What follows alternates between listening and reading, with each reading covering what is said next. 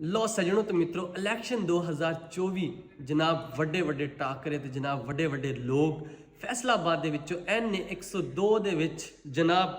ਤਹਿਰੀਕੇ ਇਨਸਾਫ ਵੱਲੋਂ ਚੰਗੇਜ਼ ਖਾਨ ਕਾਕੜ ਜਿਹੜੇ ਕਿ ਮੈਂਬਰ ਪੰਜਾਬ ਬਾਰ ਕੌਂਸਲ ਵੀ ਹੈ ਨੇ ਔਰ ਉਹਨਾਂ ਦੇ ਨਾਲ ਨੇ ਸਰਦਾਰ ਜ਼ਫਰ ਹੁਸੈਨ ਇਹ ਜਮਾਤੀ ਇਸਲਾਮੀ ਵੱਲੋਂ ਨੇ ਔਰ ਨਾਲ ਨੇ ਆਬਦ ਸ਼ੇਰ ਅਲੀ ਨੂਨ ਲੀਗ ਵੱਲੋਂ ਨੇ और ਉਹਦੇ ਨਾਲ ਰਾਣਾ ਨਈਮ ਦਸਤਗੀਰ ਜਿਹੜਾ ਕਿ ਪੀਪਲ ਪਾਰਟੀ ਵੱਲੋਂ ਨੇ ਜਨਾਬ ਇਸ ਹਲਕੇ ਦੇ ਵਿੱਚ ਬੜਾ ਤਗੜਾ ਮੁਕਾਬਲਾ ਕਿਹਦਾ ਹੋਣਾ ਹੈ ਉਹ ਨੇ ਜਨਾਬ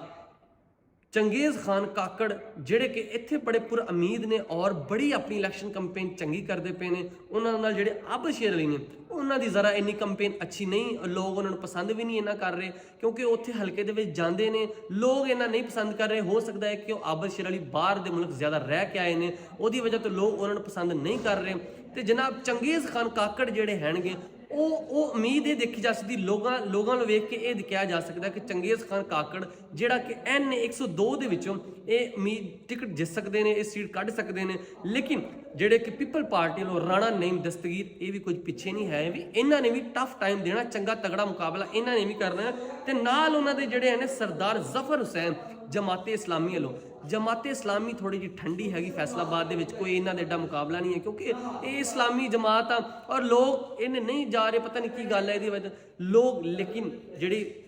चंगेज़ खान काकड़ है ना जनाब ये इत्थों चंगी भली